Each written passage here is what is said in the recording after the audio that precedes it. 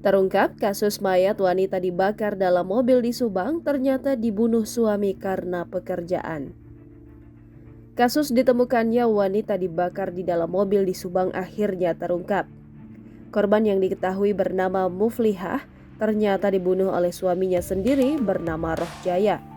Terungkap jika sang suami tega membunuh istrinya karena masalah pekerjaan. Seperti diketahui, tak butuh waktu lama, kasus mayat wanita rambut merah dalam mobil Ayla di Subang, Jawa Barat akhirnya terungkap. Korban yang diketahui bernama Muflihah berusia 29 tahun, warga desa Kemelaka Gede, Kecamatan Tengah Tani, Kabupaten Cirebon, Jawa Barat tersebut diketahui dibunuh suaminya Rohjaya. Sebelum jasadnya ditemukan dalam mobil, korban dibunuh terlebih dahulu di kediaman pasangan suami istri tersebut pada Kamis 8 Desember 2022 sekitar pukul 2.00 waktu Indonesia Barat. Lantas korban dibungkus pakaian pelaku yang berlumuran darah lalu dimasukkan ke mobil Ayla bernomor polisi E1397RI.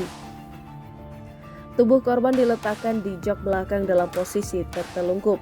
Setelah itu pelaku pun membawa mobil dan jasad korban kawasan SPBU Jalur Pantura, Desa Mandusari, Kecamatan Pusaka Nagara, Kabupaten Subang, Jawa Barat. Sebelum meninggalkan jasad korban dan mobilnya, pelaku menyiram tubuh korban menggunakan solar kemudian dibakar. Jangan lupa subscribe, share, komen, dan like ya.